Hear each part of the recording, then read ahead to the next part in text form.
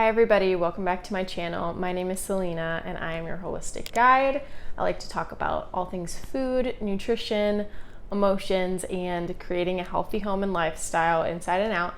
And today I'm going to be telling you about 10 things that you didn't know were toxic in your life. Since I've been on this healing journey, it has been a process of kind of unraveling all the different things in my life that were adding to this toxic load, this toxic burden on my body, and really kind of trying to unwind some of those things, find clarity, because in so much of the marketing that we are given today, there is half-truths and words that don't mean anything. It can be very hard to sift through the weeds of greenwashed marketing and people who are trying to be eco-friendly and non-toxic, but really at the end of the day don't end up being that at all. I've been on this journey of trying to detox my home for a while, detoxing my personal care items, all the things I put in my mouth, but also the things I'm exposed to on a day-to-day basis. And so I wanted to take you through 10 things I didn't know were toxic when I started on this journey, and maybe you don't either. And then over the course of time, I'm gonna let out videos on each and every one of these topics, going into what I have done to create healthier alternatives for me and really decrease that toxic burden on my body. You would be surprised how much crap is in all the stuff that we use on a day-to-day basis, and I'm going to tell you the things kind of you should look out for in these different items. There's a lot. So let's jump in. Okay, the first thing is soap. I feel like this is kind of like a classic option. I don't know if anybody's ever like washed their hands in a public bathroom and gotten like a rash on their hands afterwards. Well, that would be because there's chemicals in the soap. Not only chemicals in soap, but also chemicals in Purells, shampoos, conditioners, body wash, face wash, any kind of wash you could imagine, including dishwasher detergent and laundry detergent and the soap you use to wash your dishes by hand, all of it. There are so many different things to look out for in the area of soap, but especially when it comes to soap, the things you're going to want to look for are, first of all, things you can't pronounce, but also things like sodium lauryl sulfate. You'll find that in a lot of soaps, which has just been known to cause cancer. I don't know if this is like a well-known thing or not a well-known thing, but that one's a little bit more of a popular thing. But there's a lot of things in the category that if you can't pronounce it, I wouldn't recommend putting it on your body. If you can't put it in your mouth, you really shouldn't be putting it in your body. My second thing is going to be toothpaste, and this is kind of a common and a little bit apparently controversial one, but I'm going to tell you that based off of the book that I read called Cure Tooth Decay by Ramiel Nagel. He talks a lot about how your teeth have the ability to remineralize themselves. And when I was in this bout of my life where I was getting cavities literally every time I went to the dentist, no matter how little sugar I had in my diet, I realized that a lot of it has to do with kind of how your teeth have the capacity to remineralize with different nutrients that you're giving your body, but also what you're doing to your teeth that are potentially preventing it from being able to remineralize. So the first thing to look out for is fluoride, but honestly guys, the second thing really is to look out for glycerin, which is just pure soap. And a lot of times, even in non-toxic kinds of toothpaste brands that are a little bit more natural, they will have glycerin in it because it creates the suds effect. Listen, we all love the sudsy feeling. It makes it feel like you're getting it clean, but glycerin can actually prevent your teeth from remineralizing. Not to mention, putting it in your mouth is not really the best way to promote the oral microbiome. So when I'm looking at toxicity, I'm also not just looking at the kinds of chemicals and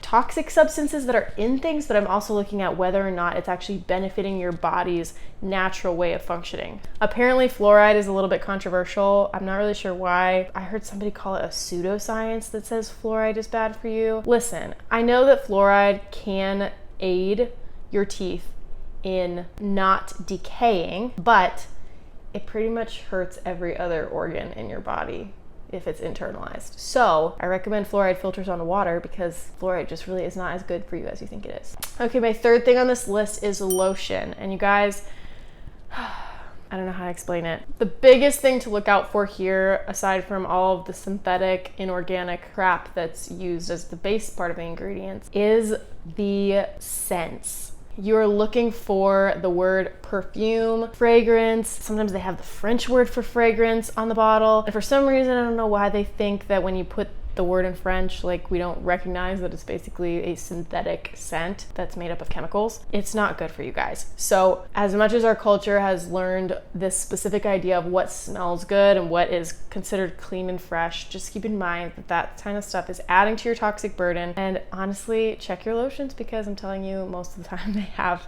perfume in them. That's not something you want absorbing into your skin. Okay, number 4 is makeup. And makeup, I could go into this for a while. There's a documentary on it that I will link below. But basically, makeup is one of the most toxic industries in the United States.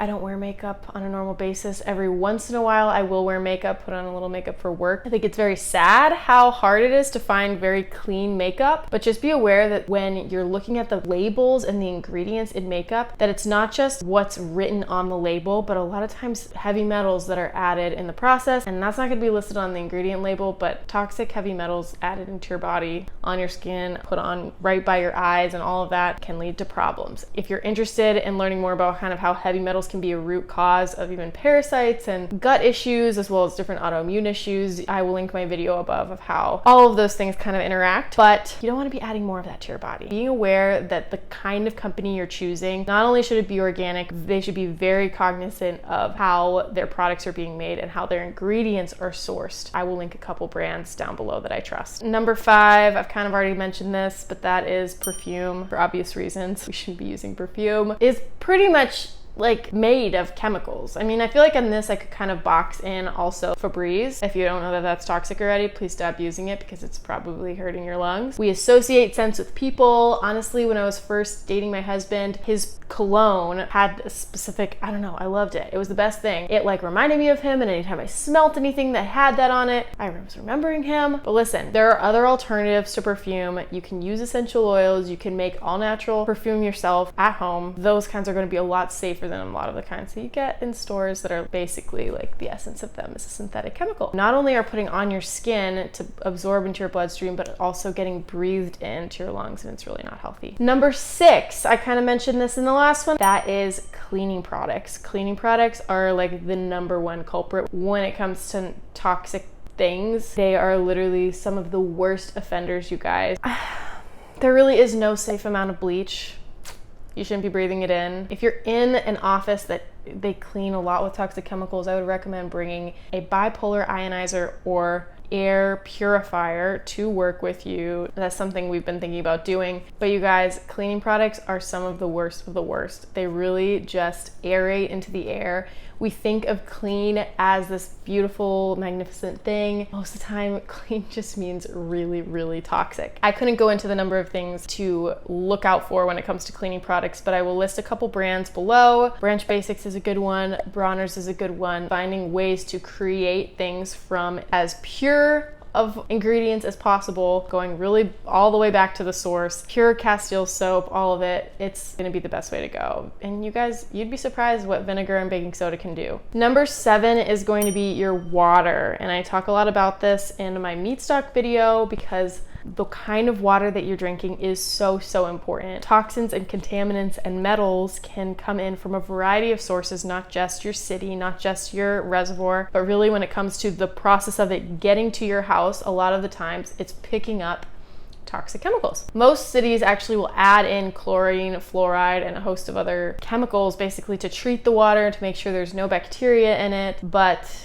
it ends up doing kind of the opposite effect, because those chemicals actually have a negative effect on your body. They've been proven to be linked to all sorts of autoimmune diseases. I recommend a Berkey with a fluoride filter. That is the most cost-effective, easiest, most biocompatible way to filter your water. Make sure that it maintains as much of the structure as possible. Quality of your water is important, and Brita filters really don't cut it, you guys. What you spend on a water filter is what you're going to get out of it. The more expensive ones, there's a reason they're more expensive. The cheaper ones, there's a reason they're cheaper. Make your decisions, save your money, do what you can, because water is like what we're made of. So number 8 is fertilizer on your lawn. And I feel like I could go into this for like hours, but basically if you're having your lawn treated with anything, you should really be looking into not only how it should be really good for the quality of the soil, but I could go into that later. You really want want to make sure that they're not using Roundup. Do any research on Monsanto, do any research on chemical fertilizers. You would know that they're linked to cancer. You want to make sure that you're not putting this stuff on your lawn, not just for your dogs, but also because of you. And this stuff does aerate. It goes into the air. I can smell glyphosate. That's what Roundup is made out of. You can smell it when you walk around and a lawn has been treated. It goes into the air. It's not good for the environment. It's not good for you. Really not good for your lungs, but especially if you are having any kind of contact on it, like walking barefoot on the lawn, anything like that, it's really, really bad for you. So that will add to your toxic burden extremely quickly. And honestly, you guys, being aware of how inorganic produce has been treated with some of these chemical pesticides is really important. What you may not realize is that you're eating some of that on a day-to-day basis if you're eating inorganic produce. Sometimes even if you're eating organic produce. So you really want to make sure you're sourcing things well. Number 9 is going to be your mattress. Your mattress is one of the things that off-gasses the most. Hard to explain how many different chemicals, VOCs, and apparently formaldehyde, but it's really, really important because you're laying on it all night. Mattresses off-gas, even ever so slightly, but they're off-gassing over time a lot. If you're spending 7 to 9 hours in bed with this chemicals that are off-gassing, it ends up burdening your body and potentially hindering your sleep in the long run. I will link a couple of the brands that we're looking into, and there are also ways, if you can't afford a new really awesome organic mattress, that you can use mattress covers that are made of organic cotton and make them yourself out of wool. There's ways to mitigate that off-gassing. Mattresses are huge offenders in this whole chemical toxicity world because you're really laying there all night. And number 10 is technology. And I'm not saying that it's like toxic for you emotionally, although probably for some people it is, but I'm talking about electromagnetic frequencies as well as radio frequencies, how all of this stuff affects your health, how it's been known to link to different kinds of autoimmune, cancer, chronic illness, all of that, but is your proximity to these EMFs, electromagnetic frequencies. I will make a video about this and what we do at our house to kind of try to mitigate that exposure, but you guys, a lot of technology right now has this like Proposition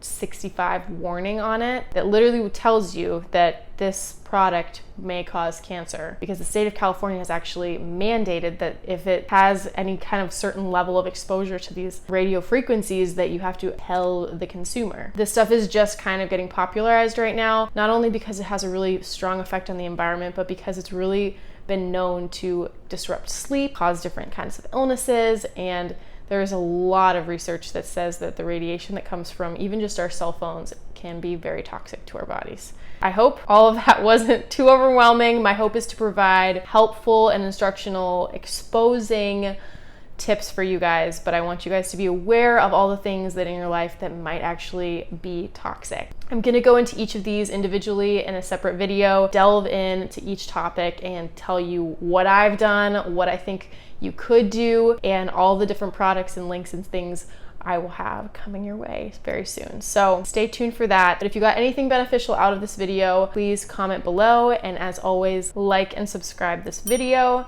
for more nutritional and emotional healing content like this. It is my passion to walk alongside people as they heal and grow. It inspires me and hopefully brings encouragement to you. Thanks for watching.